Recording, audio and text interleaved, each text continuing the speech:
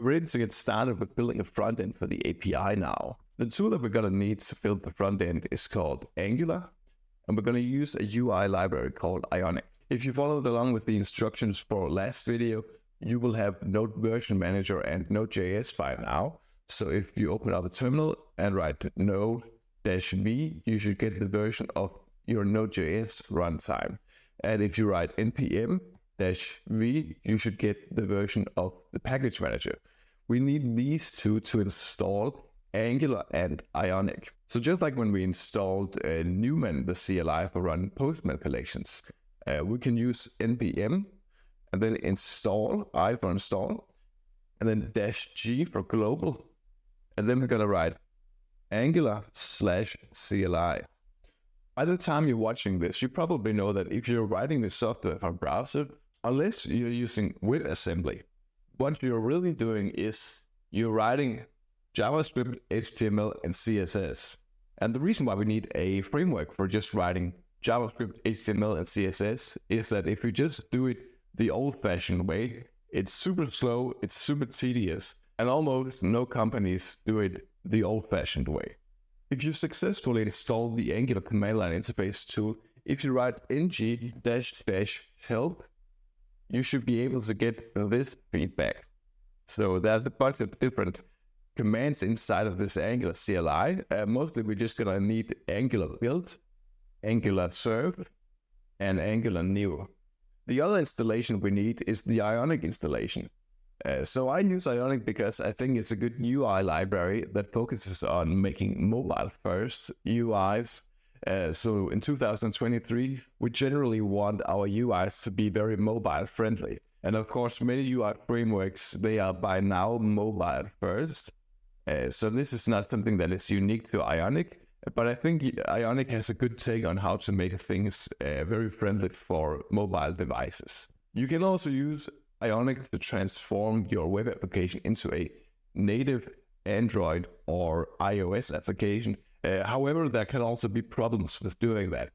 But there are very rarely any problems if you just use Ionic as a web UI framework.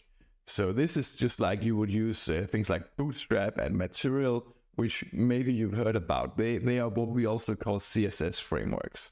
So I'm going to write npm i-g Ionic/CLI. And like always, when we install things from npm, you can always go to npmjs.com and then you can find the packages in here. So for example, the package for Angular CLI is being installed 2.7 million times per week. So this weekly downloads is often an indicator whether or not something is a trusted library. This is most definitely a trusted library. Angular is made by Google, by the way. So just like always, we're going to start off by cloning the repository from last time so that we know we're building directly on top of what we built last time. So I'll just make a directory called video4, cd video4, git clone https, github.com, Uldal Alex, programming 2 video 3. What's the last one? Go into that directory. We now have beautiful work that we created last time around. Let's just start out by running the API. .NET run. And while that one is starting up, I'll make a new directory. So right here, where we have the API, the infrastructure layer, and the service layer, we're also going to make a front-end layer. I like to use what's called monorepos. So that is essentially having different projects inside of one Git repository.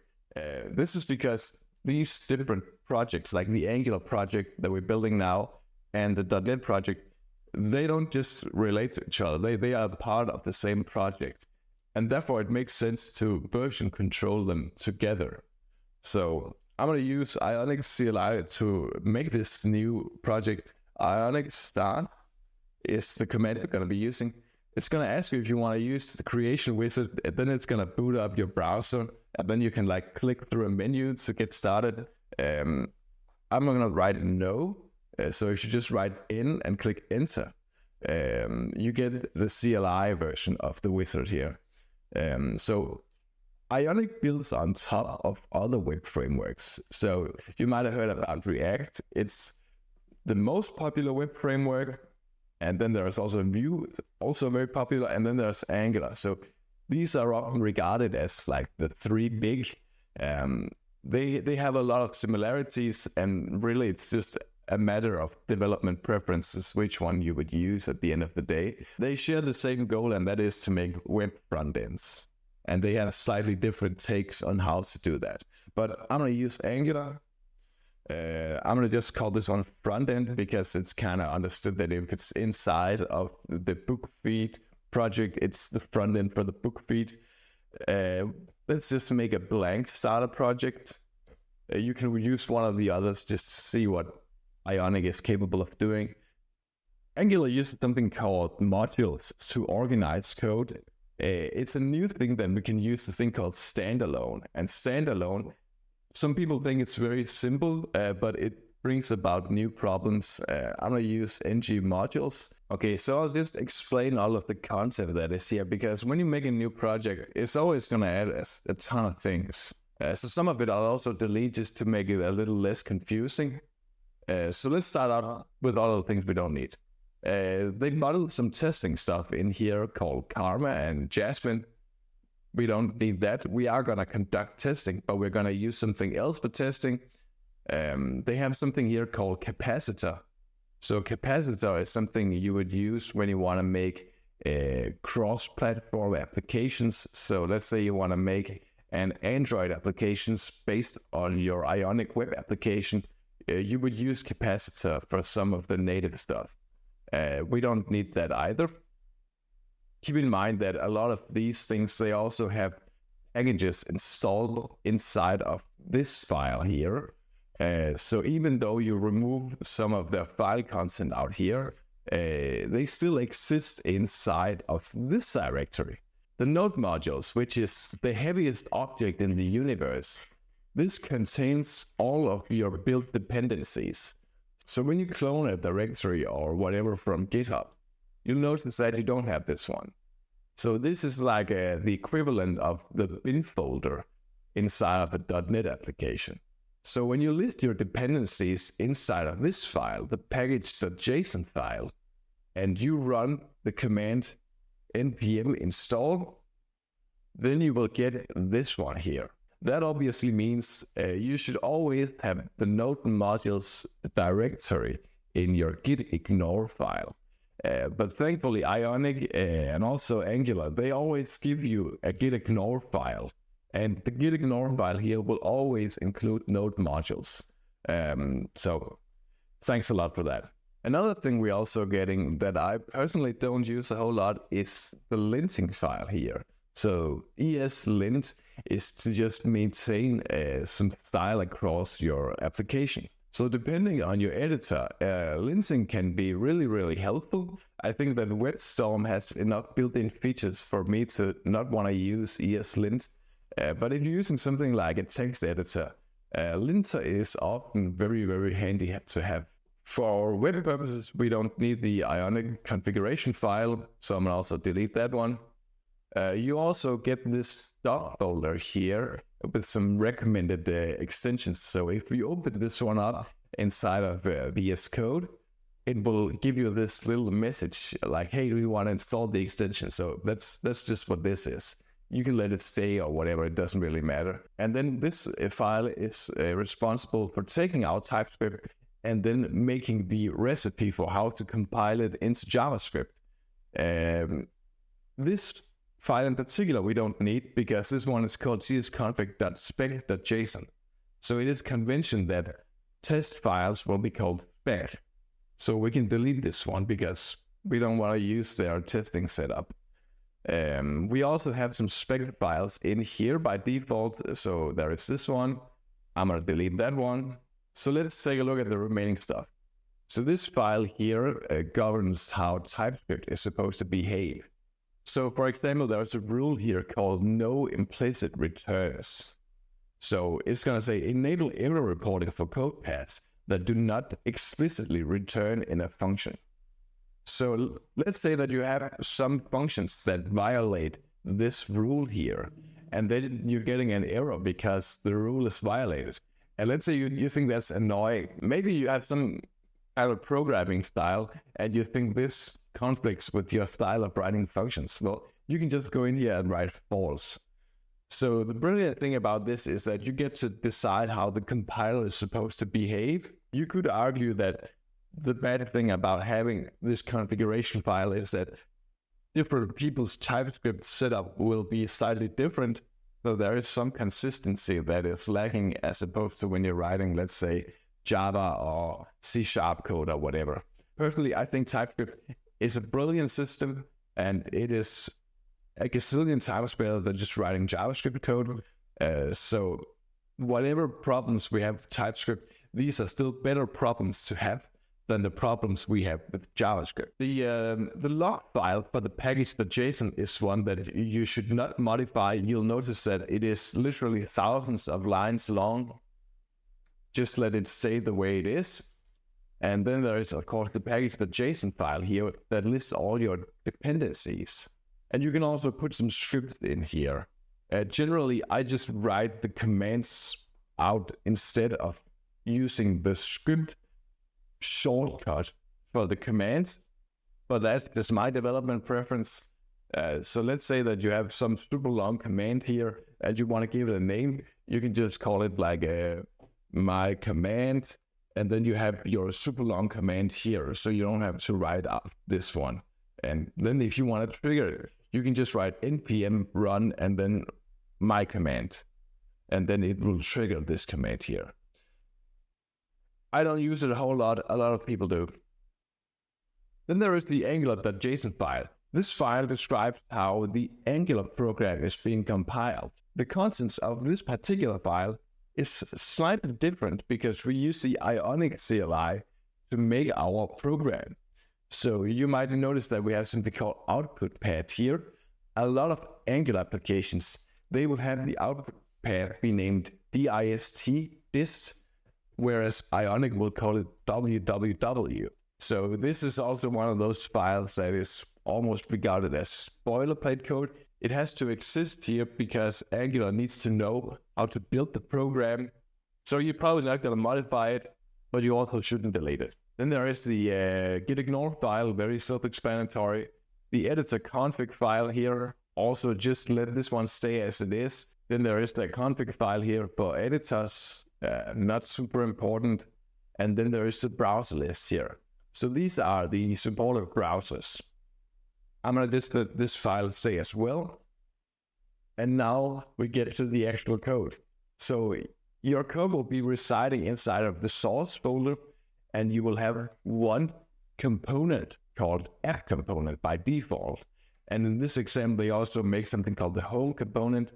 We can let this one stay as it is. And let's just take a look at what this application looks like.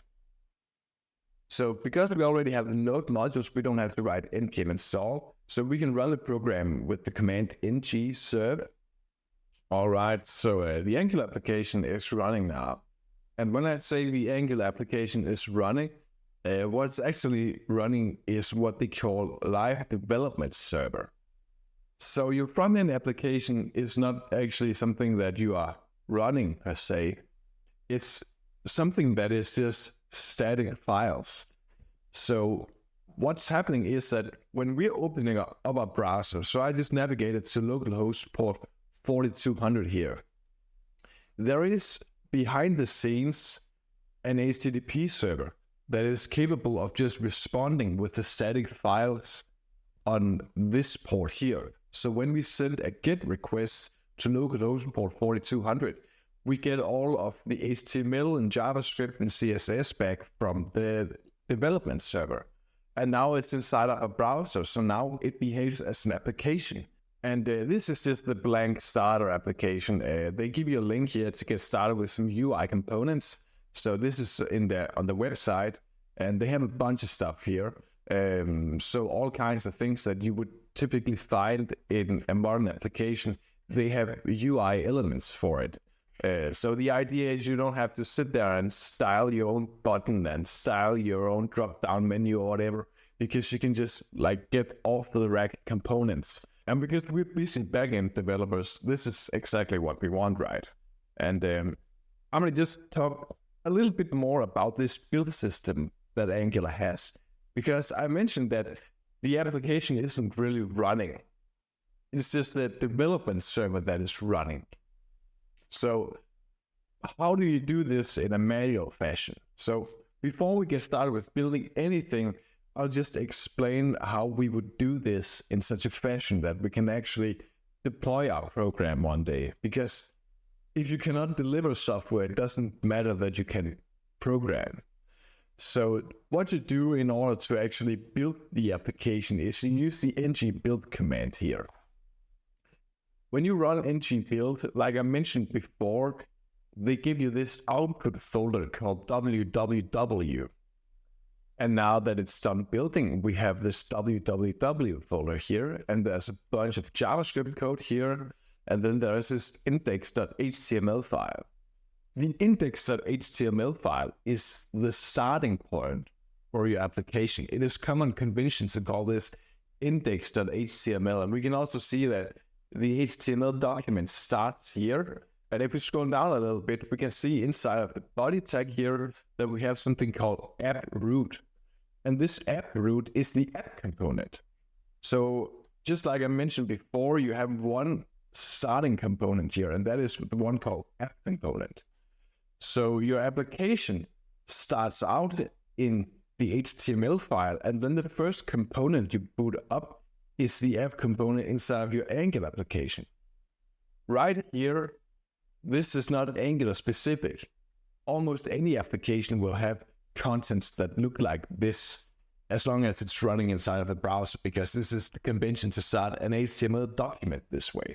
If we want to make a deployment that is capable of delivering this Angular and Ionic application to some kind of end user, what we would do is we would have an HTTP server that points them to this index.html file, or at the very least to this directory right here. And luckily, we already have a web server, because we have the web API that we built with .NET that responds to HTTP requests.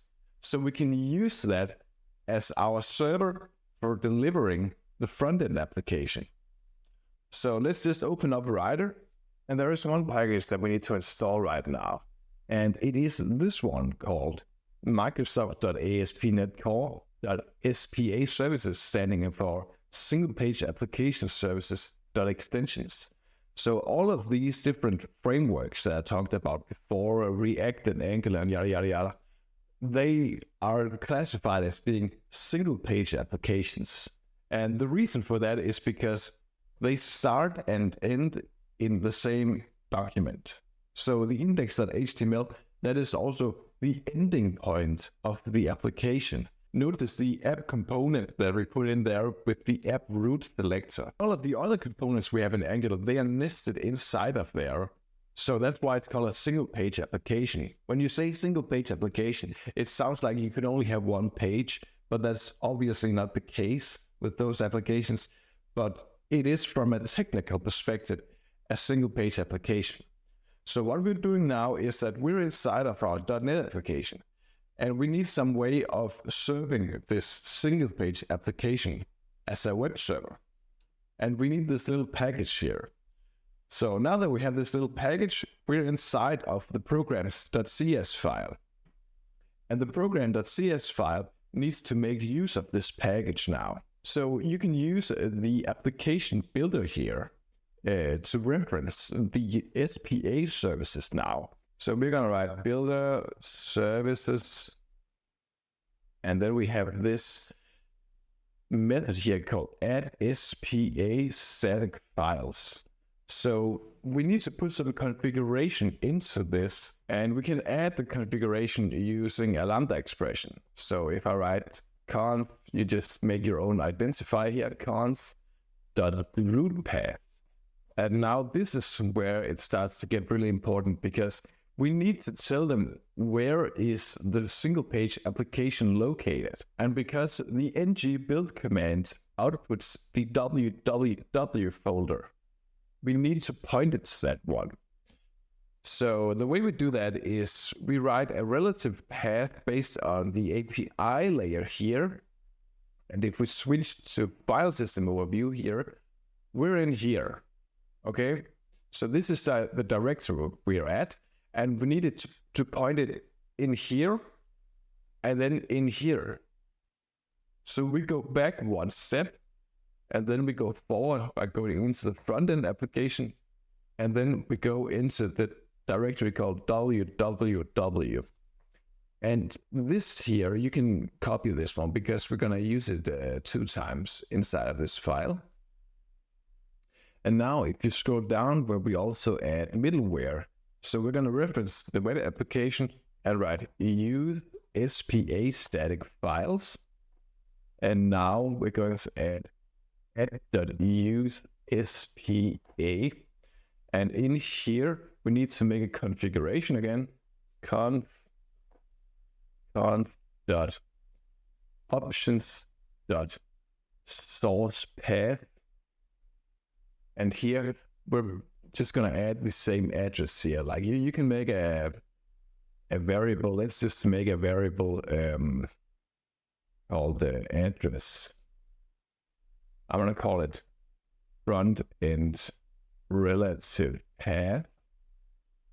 And then I'm just going to paste this and write front end relative path.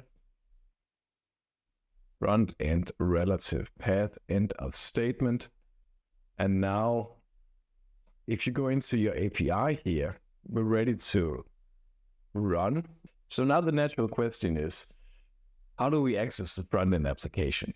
There is one modification I think is very relevant to make, and that is inside of your front end output folder here, the www. So by default, inside of your index.html, this base href here will just point to a slash, which means that if you go and you open up localhost port 5000 now, and you just go to this address here, naturally you'll be navigated to the relative route home here.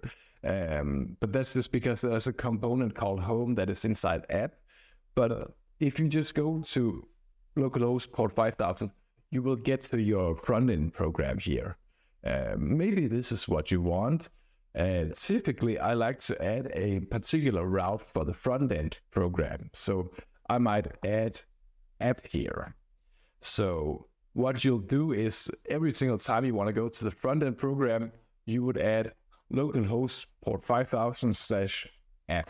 And this is one of the reasons why it's also relevant that when we add routes to our backend server that is supposed to serve data like a API/books, that we add this API part here so we don't end up having routes conflicting with each other. So if you want to always have this as a base href, what you do is when you build the application, you write ngBuild, and then you add 2 dashes and you write base-href, and then you can write /app or /frontend. So if we do /frontend, it's going to build again now, and now it's going to say /frontend here. So right now it's just deleting all of the www files, and it's going to rebuild them again with that base href. So it's a small detail, but this is something that can cause great pain when you try to deploy if your routes are not what you think they are. So that's why I think it's very important to take time to just talk about, okay, why is it that sometimes when you navigate to a route and you think you have your front end running there, it's actually somewhere else like here. So now we're ready to get started making an actual application. I'll start off by just deleting that home component because I want to make sure that we just have a very, very, very bare bones application starting out. And since I deleted the home component, I'll also go ahead and delete the route, the home component, and I will also delete this redirection to the home component.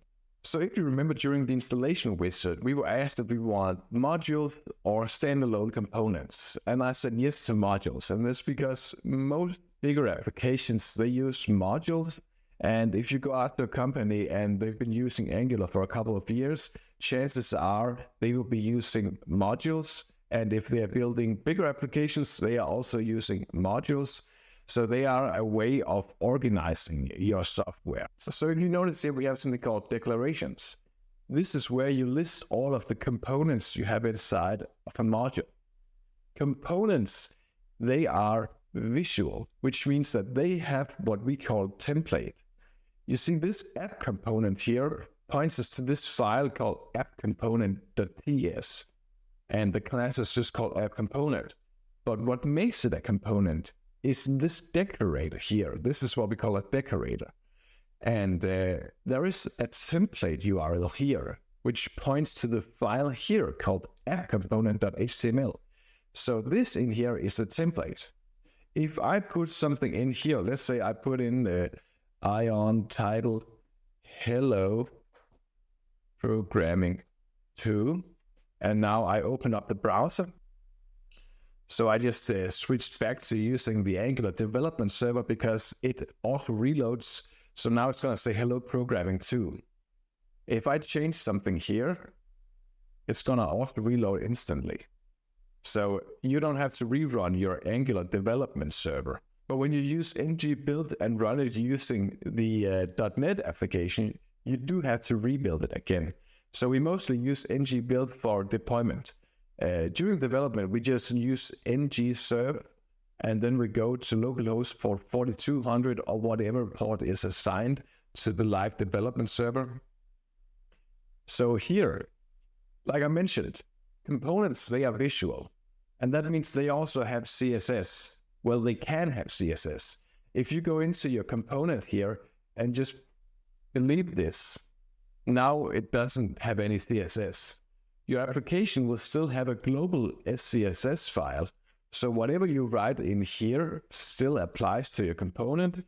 And there is also a theme here that you can modify. So if you want to switch between a certain color scheme, you can just modify the colors in here. But we'll get back to what that means. In fact, I'll just delete the SCSS file here because now we're not referencing it anymore.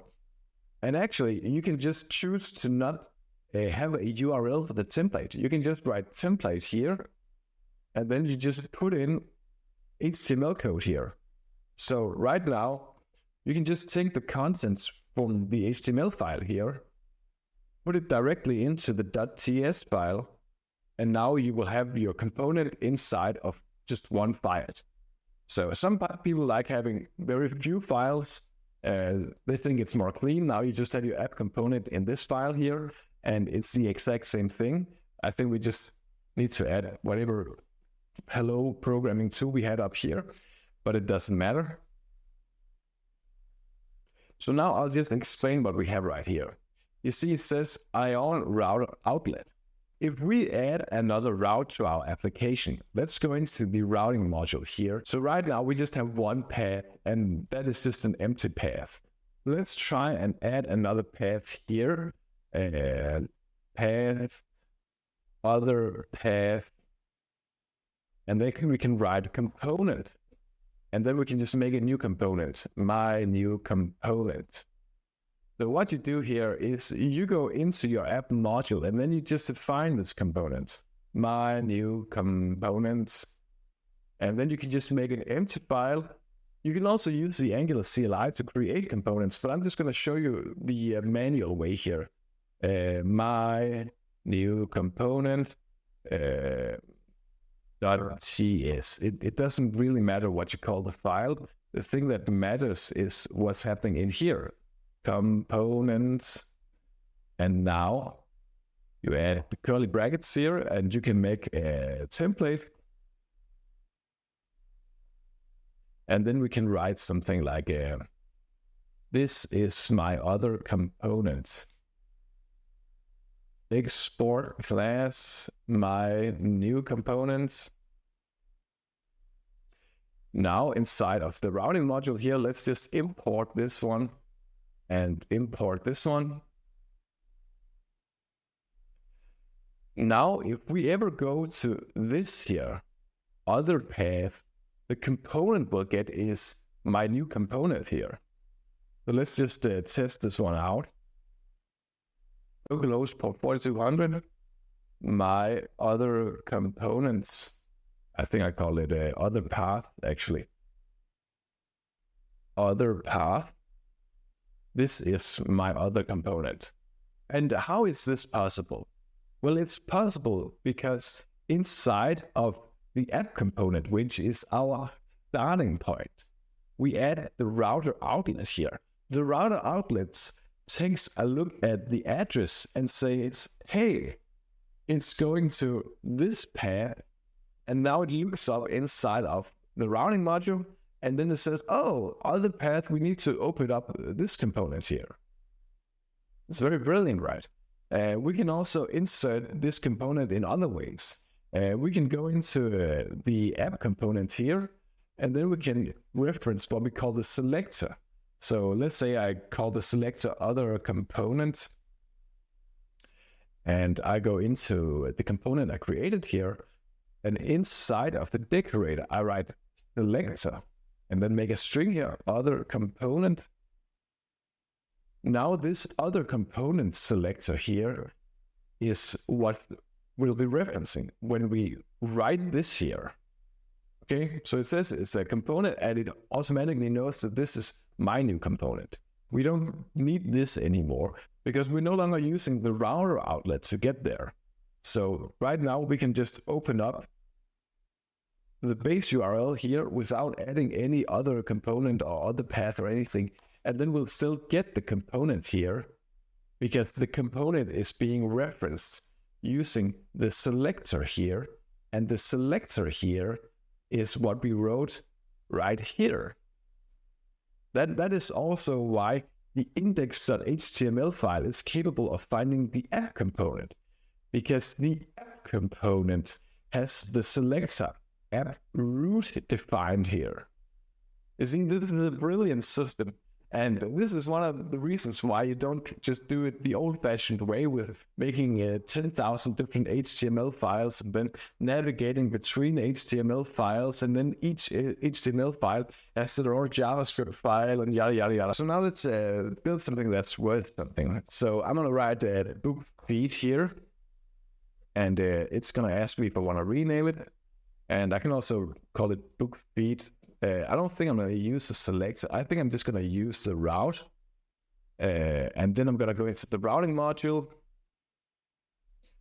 And then just make the path here. Books, component, book feed.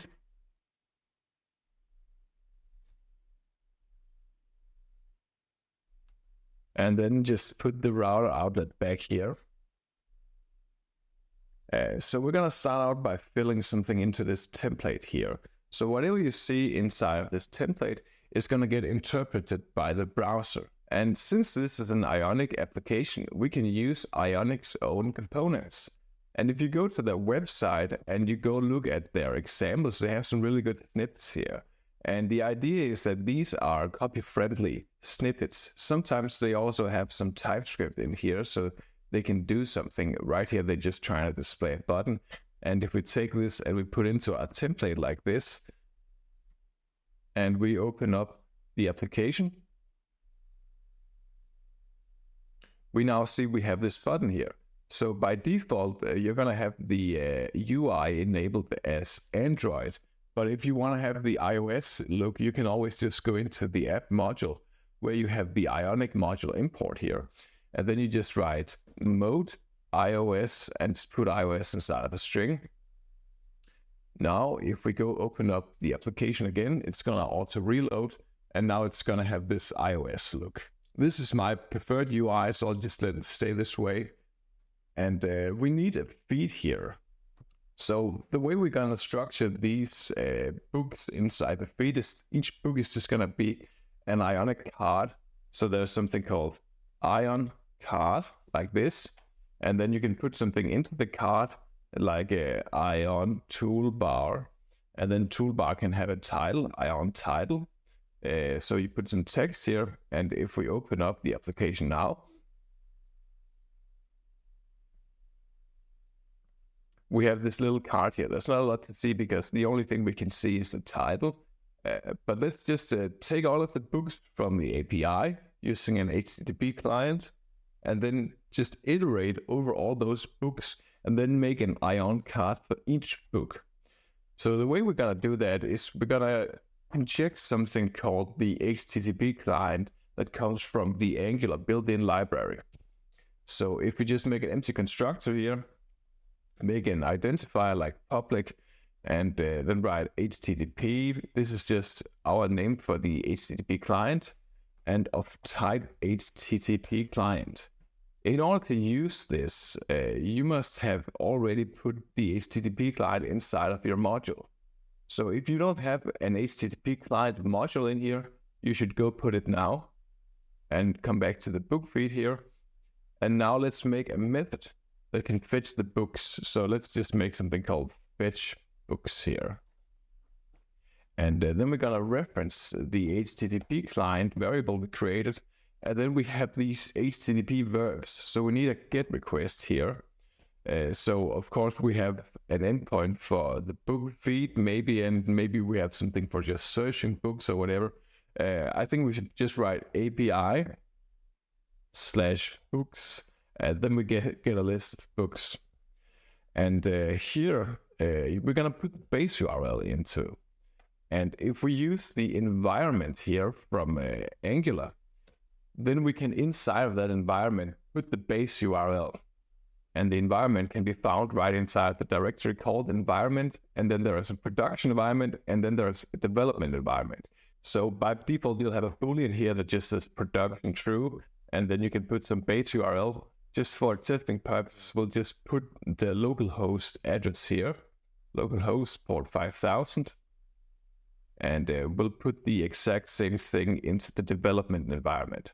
So when we get around to deployment, we'll of course change the production base URL to something else. So reference the environment and then get the base URL and concatenate that with API/books. So we don't need to add a JSON body or anything like that. This is just a normal GET request. And since when you use the HTTP client that is built into Angular, it will use a data type we call observables. Observables, they have a lot of nifty features, but I actually prefer to use something called promises that are slightly easier to work with. And a lot of libraries use promises, so it's worth investing a little bit of time into learning promises. There is a library called RxJS that can take an observable as a parameter and then output a promise. So we're going to use that one. Const result equals await first value from. So this first value from comes from the RxJS library, and it outputs a promise of some generic type. So we can just take this observable here, put it into first value from, and then because we only use the await keyword if we're on an asynchronous function, we'll just add the async keyword here. So now what we have is we're calling this HTTP client to get all of the books. And now we have this books result inside of some object here. I think we should give it a type. It's generally easier to work with types. So if we just make something called models.ts here, and we can start off by making just a class for the book, export class book. And the way we would define the properties inside of a book is most easily done using nullable properties. So there's something called book title, and we can just make a question mark here and say this is a string. So we don't have to add a constructor then. And I think we also have publisher, which is string, book ID, which is a number. So we don't use like int32 or int64. We just write number. It's super easy. Cover image URL, it's a string, and I think we also had author, which is a string. And because we're using data transfer objects, we're not actually getting a book or a list of books back. We're getting a DTO back that contains a list of books.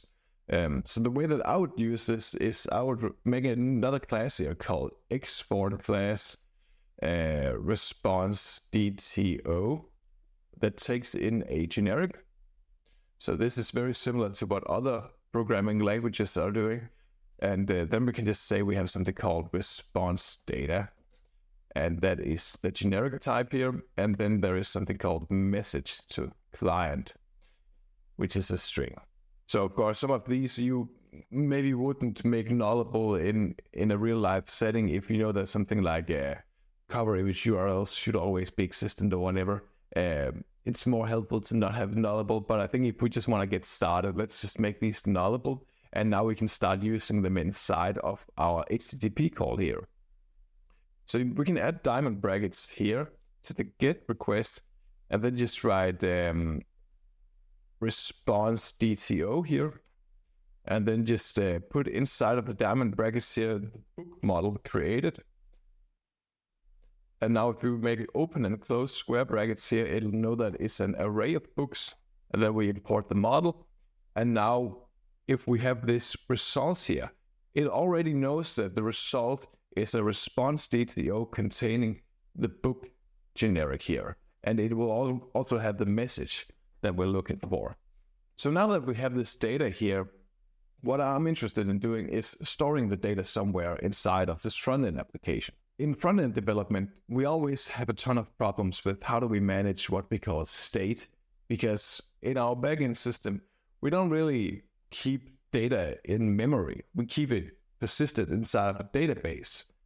But in front-end applications, we typically have to access this data all of the time. And that arises a new question. If we have components which this Angular application is built up of, and all of these components, they maybe want to read from the same data or modify some of the same data, how do we go about that? Like, do we just transport the data from one component to another? Generally, no. We would use a state management system for that. And I think the easiest way to get started with doing some very simple state management is to make what's called an Angular service. So I'm just going to make something called state.ts here. And I'm going to make a decorator called injectable. Injectable. And this injectable here is a way of defining that any component can inject this one inside of their constructor. So I'm going to demonstrate this real quick. They have a little property here called provided in, and I'm just going to write root, and then I'm going to make a class, export class, state, and I'm going to make an array of books here. So I'm going to write books. This is of book type, array, initialized at an empty array. Import the book type. Now inside the book feed component, we're going to import the state class I just created. So I'm going to write public state of type state. And because state here says that this is provided in root, this is a root injected singleton service, which means that we could have any number of components that can all require the state, and then they can read from that or write to the state or whatever you want. So I'm going to say this.state every single time you want to reference something that you have dependency injected. You write this, and now you can say books, and books equals to result.response data. And here we can just say, yes, I am sure they exist by making this little exclamation mark here. So this is a very simple way to just store the data inside of a front-end application. And now we want to display this data. So inside of this Ionic card thing here, let's make a list real quick. So this is just a wrapper for the cards, Ion list. Put the card inside the list. And then we make what we call an Angular directive. And we use it to iterate over some linear data structure. So if I write this little symbol here followed by ngFor, and then I need to define the linear data structure. So I could just define it in here. Let I of 1, 2, 3, 4 So now I have this little I variable here that I can do something with. Let's say that I want to put the I in here. Let's just see what this would look like. So now we have these 4 cards here. Each of them have their respective I number. So we're just making a little temporary array here. It's not really what we're gonna do, but this is just to demonstrate that this is what an ng4 does. So I'm gonna call them book, let book of state.books. So we're referencing the service we created and then the books linear data structure that is existing inside of the state. And now we can just say book.book title. The curly brackets we have here, they are used for interpolation. So this is just like when we used interpolation inside of our infrastructure layer, where we had some SQL code that we want to put some kind of C# code into. This is just, instead of having HTML code here, we can now put some TypeScript inside of our HTML. So this is super handy. And of course, before we can actually get any data in here, we must trigger the function we created here called fetchBook. I'm going to call it fetchBooks. The best way to do this is actually, like, you could, of course, you could do it right inside of the constructor here. But the recommended way of doing it is implementing an interface here called onInit. And now this interface here, you can just implement the member called ngOnInit. So this one will trigger every single time the component is initialized. And here we can just call fetchBooks. And because this is a member of the current class, we have to write this beforehand. And now if we open up the application, right now we just have one book in there. Remember to add this little books here at the end if you want to go to the particular route.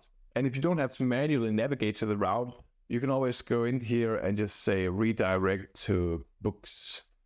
So if we just go to the base URL, we'll get to the books feed. And now let's add a little more content to the Ionic card here. Let's make a Ion card subtitle and put the book.publisher here, and let's just write by, or I think we're gonna go with author. I'm not even sure we have publisher on this query that we're doing right now. And it's gonna say by also J.K. Rowling, yes. And let's put the image in here just to make this a little more interesting to look at. IMG, that's the basic tag to use inside of HTML5 for just inserting an image. And then you would write source, and then you can point to some address where there is an image. And we put the URL inside of the book, right? So we can just write book image URL. And I'm going to make this have some kind of fixed height. So max height 200 pixels. Typically, you would use some kind of relative unit size instead of just using pixels. But this is just to see what it looks like now.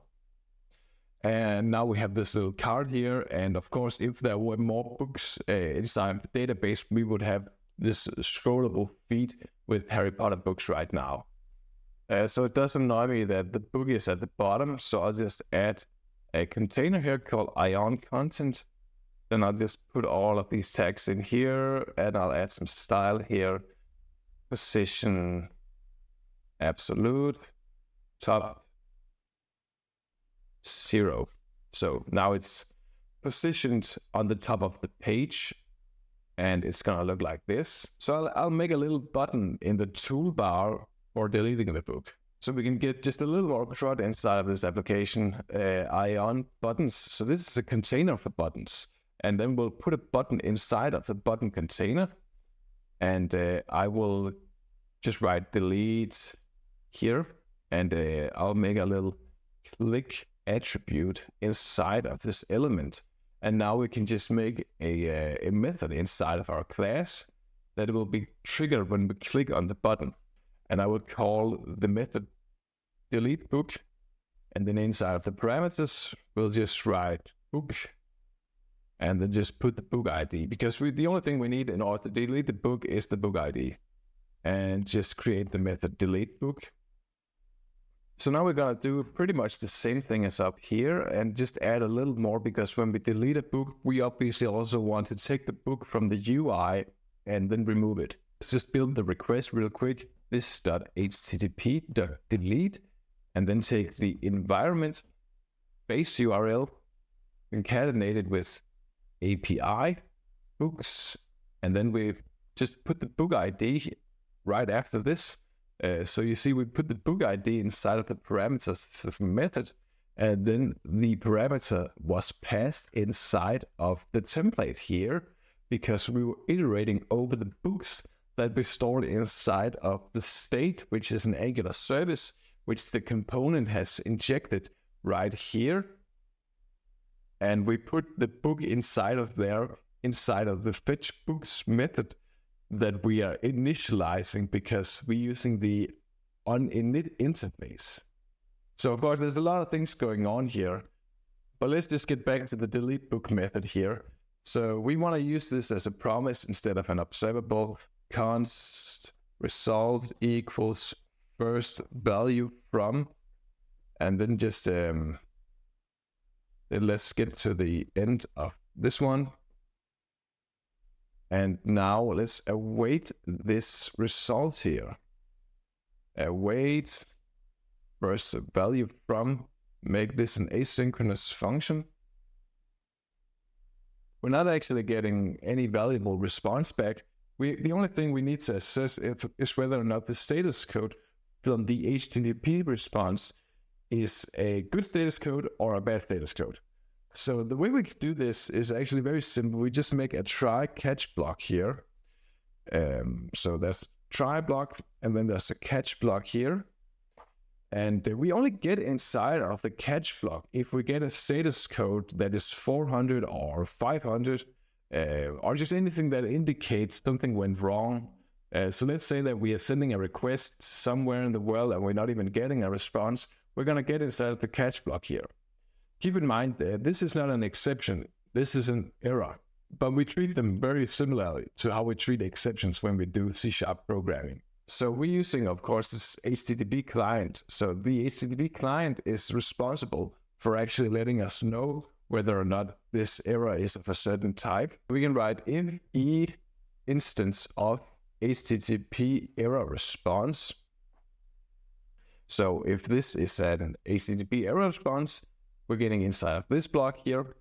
And now this block here, we can do something. And of course, we're interested in letting the client know if there's something wrong, especially if it's something they can do something about. One of the ways we deliver response is using components such as toast or snack bars. And these are just this little pop-up that you sometimes get inside of many UIs where there's like a little message. So I'll just inject something called the toast controller, public toast controller of type toast controller. And now we're going to use this toast controller here. This toast controller create, and inside of the create method, we put some toast options. The only thing you have to put here is a message. So let's just do it this way, message, and we can actually take the message from the error that we're getting, e.message. The message itself isn't necessarily something that has to do with the data transfer object that we're responding with, that has this thing that we called message to client. But let's just try this one now. And let's see what happens if we try to put in a book ID that doesn't exist. And after you've created the toast here, we're not quite done yet. We need to actually present it. And because the creation of the toast here is a promise always has to be resolved or rejected. So we resolve the promise here by writing then. You can also, alternatively to this, you can use an await keyword once again. So I'll just demonstrate both ways here. So we resolve the promise, and then we're getting this HTML Ion toast element here. So this is the created toast, and then we can write res as in response. This is just some name that I gave it, whatever, doesn't really matter, as long as it's the right type, and then you can write %. So % is just the method we use to actually taking the toast and now showing it inside of the UI. The alternative way to doing this using the await keyword is to not put a little block here, writing const toast equals await, and now we can say toast dot %. I think this might be a little easier to read, so let's just go with this. And I will also just real quick just console.log this error here. And now we're ready to send this HTTP request, which will surely be rejected. Click the delete button here, and now we get this. So let's see what we actually have here. We have some message, HTTP failure response, blah, blah, blah, blah, blah, blah. And that is what we're seeing here. So this is the toast that the user is getting. Of course, this isn't the most valuable thing to get right. But of course, we can open up the error here. And now we see this message to client. This is what I put here inside of the data transfer object. Unable to process request. So this might be a little better. It doesn't tell the user what's wrong. Of course, you can make some kind of logic in your backend that figures out, does the book with this ID exist first, and then figuring out yes, no, and then letting the client know this is why you were rejected. But this is the basics of using toasts. So let's just remove the console.log and now put e.error.message to client here. Open up the application once again, click the delete button, and it'll say unable to process request. So this might be a little better. We can modify this further to make it look like an actual error. There's something called color, and there are already colors filled into Ionic. So you see all of these different suggestions they have for you here. If you pick the one called danger, for example, danger is a red color.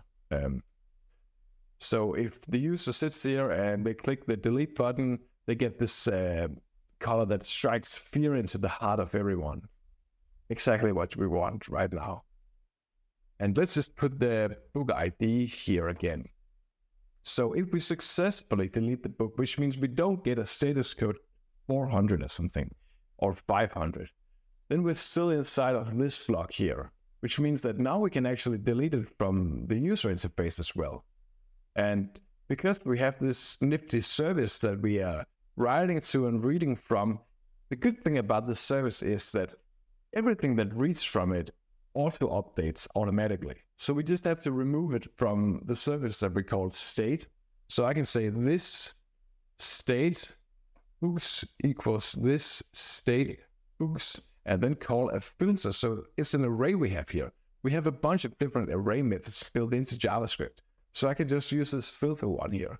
So let's just read the documentation real quick. The filter method creates a shallow copy of a portion of a given array filtered down to just the elements from the given array that pass the test implemented by the provided function. So translated into normal English, what we're going to make is a function that assesses whether or not the elements pass some arbitrary test. And that arbitrary test could be, does the ID of the book correspond with the book that we're deleting?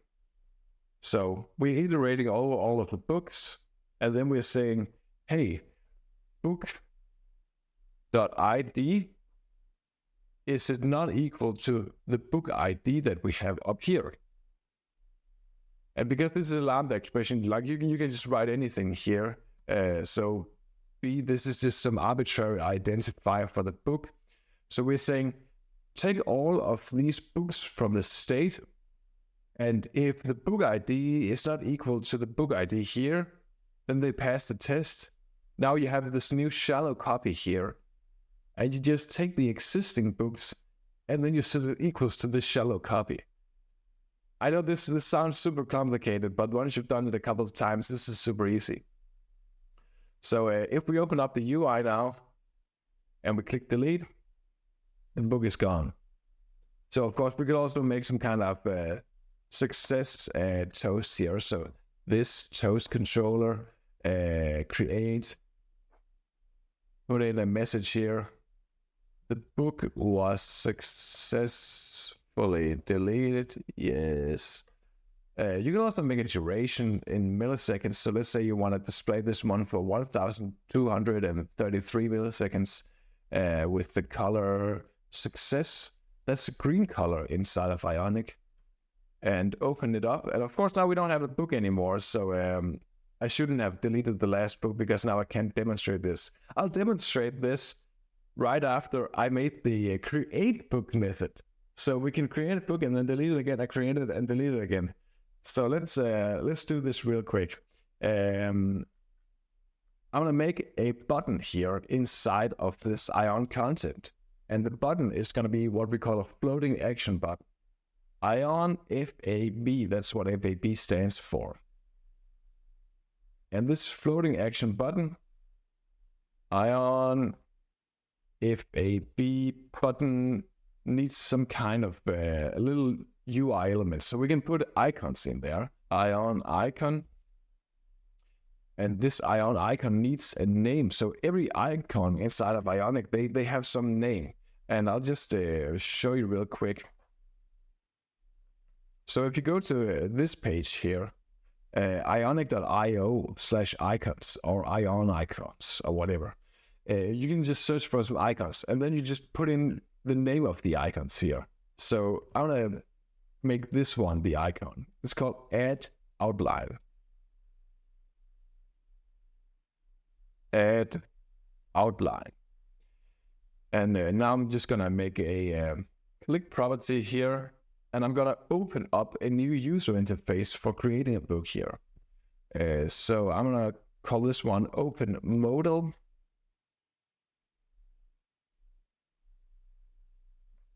Create method open modal. And now we're gonna make another controller up here. So the controller is gonna be called public modal controller. Modal controller.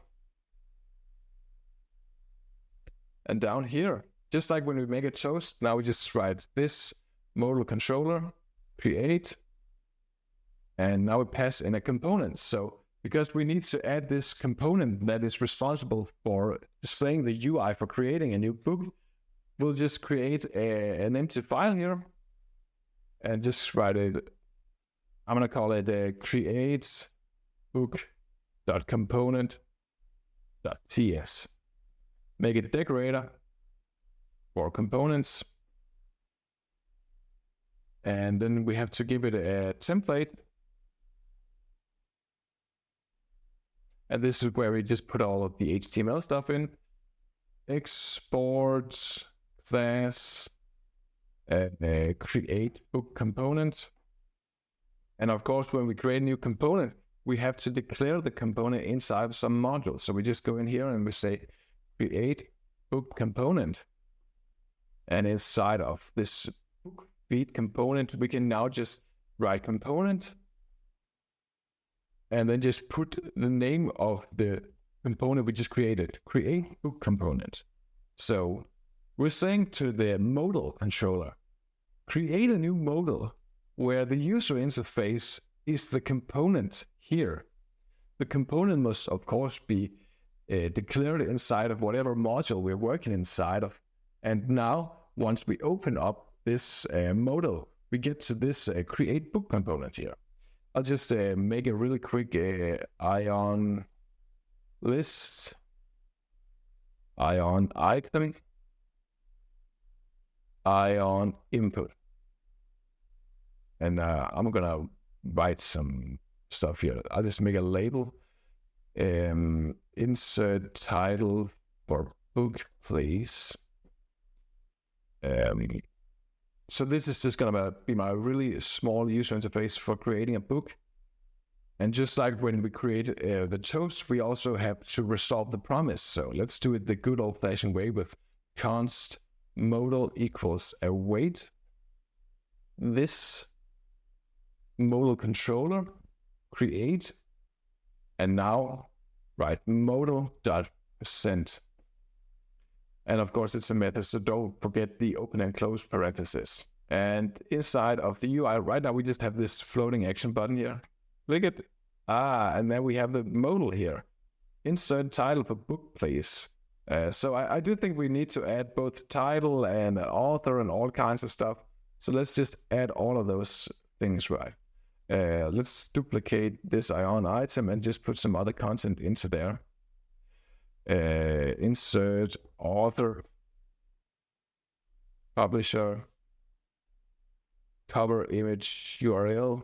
And the thing we need to do when we create a book is we need to make some kind of a form, because it's not enough that we can just write some stuff inside of this field. We actually need to take that data. And of course, we need to send the data to the HTTP server and get a response back. So there's this system inside of Angular called reactive forms. So if we make a constructor here and then import something called form builder, I'm just going to call it FB. I think form builder is a long name. Form builder. Now you can use this form builder to create what we call a form group. So I want to call this one create new book form equals if this.fb.group. And now inside of this group here, we have a list of form controls. So there's a lot of new concepts here, right? But the form controls, they are responsible for carrying a little piece of data. And this little piece of data can be synced up with the input here. So let's just start with the title. Book title. So I'll actually make an array here because we need the value here. This is the first part of the array, is the value. And then the second one is having validators. The reason why we validate things on the front end is this a service for the user, because if they start sending data that we know is going to be rejected by the backend, it doesn't really provide any service for the user that they have to figure out by sending the request. So we say also validate things client side, but of course client side validation, that's not security or anything like that, because you can always circumvent client side validation. And that's a topic for another day, but we still add validators here. So there are some built-in validators like required. So now this field here has to exist. It cannot be null. So let's take this book title here and then sync it up with the input field that we have here. So the way we do this is we write the attribute form control. And now we need this create form here, write controls, and then write book title here. So when you put in some content into the input inside of the user interface, it automatically gets into this form control here. And then this create new book form. This is just like a container for all of the different values we need. So if we make a method like a submit button, let's just make a submit button real quick. So down here before the list ends, I'll make an Ion item that has a button Ion button send, and then make an attribute called click submit. Let's just make a submit method. And the first thing I'm just going to start off by doing is console.logging this before we start sending in the HTTP request. Console.log this create new book form, and they have a method here called get raw value. And I'm just going to show you what this would look like if we go into the UI now. So click the Ion Fab button here. So now once we have the console open here, put some data into here, click send, and now we get this little JavaScript object here. So we have the book title, now we just need all of the others right. And now we're ready to start creating a book. So the same procedure as just previously, form control, create new book form, controls, book author, or I think you just call it author. You know, I should maybe even make like a model for this, but let's say that you want to parse this as a model. Let's say, let DCO equals create new book form, get raw value as book. So this is a perfectly valid way of saying that this DCO is now a book object. And if you ever want to do anything with it now, you can just write DCO and then give all of the type safety you have. You could make a model for this if you want to do it, like a request DCO model that also has some client-side validation. But we'll just let it stay like this. This is for intents and purposes like a completely anonymous thing, and we could put anything inside of here. It doesn't have to exist inside of any class that you create. So it's at your discretion if you want to create some kind of model or whatever. Author, empty string, validators.required. And then we had the publisher, validators.required. And then we have cover image URL, validators.required. And now if we actually want to use the validators, we can do that as well. So right now the button here is enabled, but we can disable buttons. So we can say disabled, create new book form, invalid. So this is the easiest way of disabling. So let's say we have some super specific validator here. Validators min length 5 or 4 or whatever. And we open up our UI here. Click the floating action button. You can see this send button. This is grayed out now. So we disabled this. And of course, again, this is not security to make client-side validation. This is just so the user doesn't click this if it's not valid. And of course, you could give this some UI. So let's say you want to have a little div here that says, oh, you must have a length that is greater than something. Let's just make that real quick. Let's make a divider here and put an ng directive to here and say create book form controls book title is valid. And just make this negate this one and just say book title must be 4 characters or more.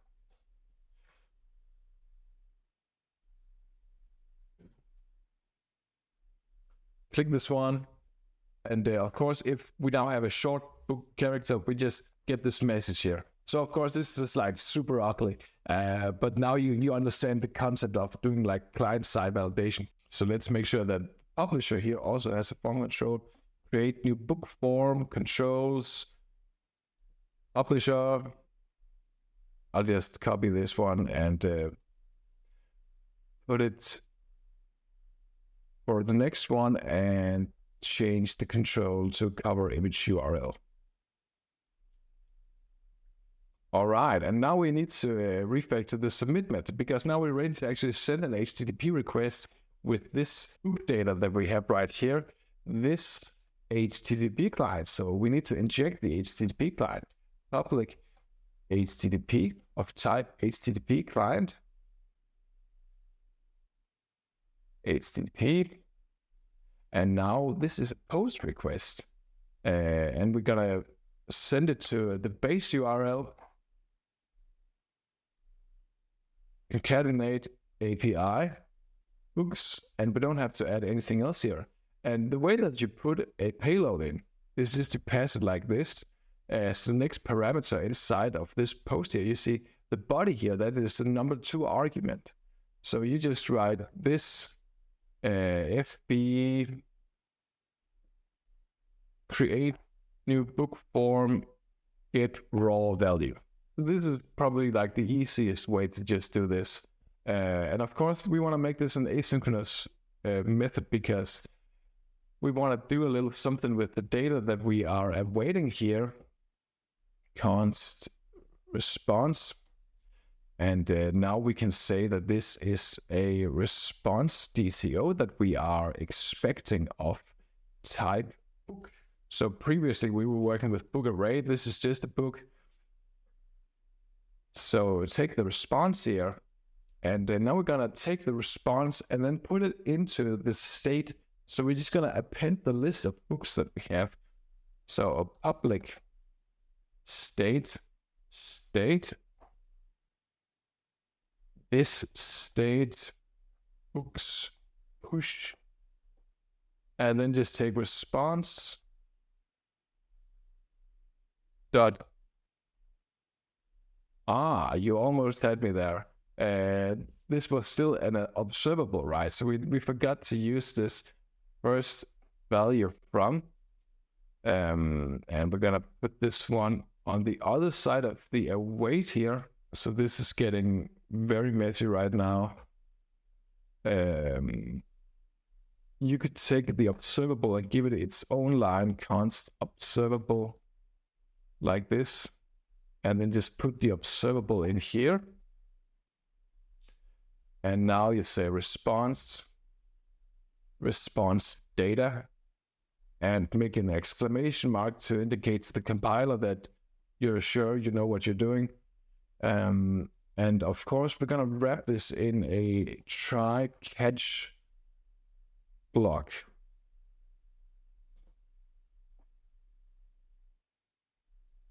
And we can just use the same catch operation that we used inside the book feed. Just do like this.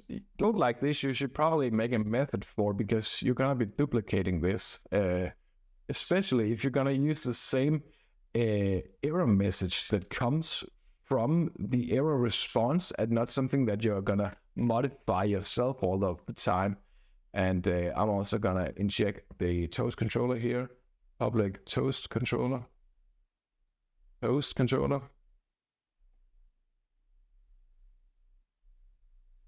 And I think that's about it. Let's also make a toast for the successful response. So let's be really good developers and duplicate a ton of code here. And also, I'm gonna await this one right here. Const toast equals await, and now toast present. It's always good to retroactively fix all of your bugs before you actually show them to anyone. All right, so we're ready to test it now, and we have this beautiful client-side data validation here. I'm gonna just give it the real title, Harry Randy source down. Because now this is real data, right? Author, of course, author, J.K. Rowling, publisher 1. I think that's what the validator wants us to use. Cover image URL. I actually put in an actual picture of a Harry Potter book. Sent. The Harry Potter book is now persisted, and we have it right here. So of course I didn't have a button to close down the modal. Let's just I'll just add a button real quick to close down the modal, just so you can see that it actually auto updates. So if you just add the modal controller in here, public modal controller, comma, down to presenting the toast, this modal controller, dismiss. Now we go back inside of here. And now if we take the Harry Potter Chamber of Secrets, that's number 2 book, J.K. Rowling, also publisher 1.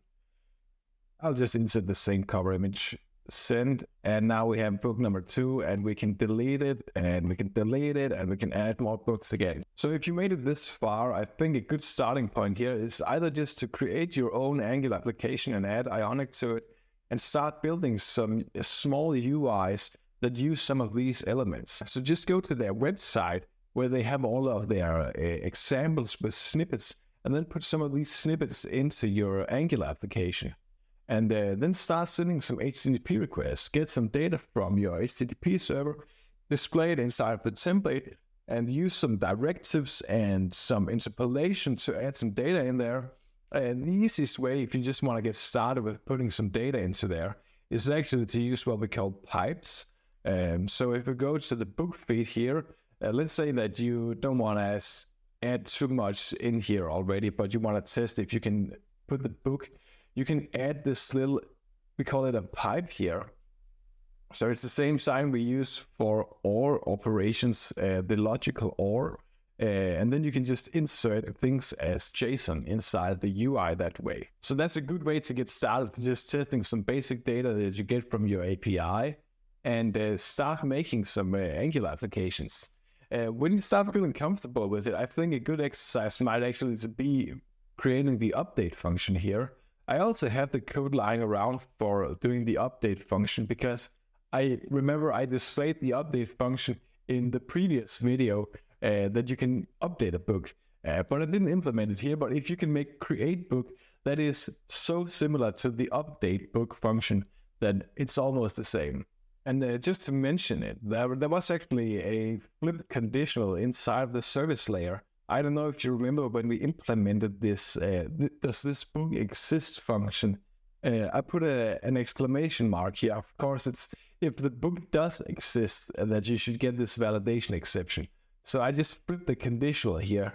So if you're building the UI on top of the same code from last video, you should also go in here and flip the conditional. So now we actually have a full stack application that does CRUD operations. It's very simple CRUD operations, but you know, this entire front end was made in like an hour. And most of that time is just me talking and explaining concepts inside of Angular and Ionic and how to serve static content and the Angular build system and yada, yada, yada. So the actual building time for this application was maybe like 20 or 30 minutes, and it still achieves basic CRUD functionality.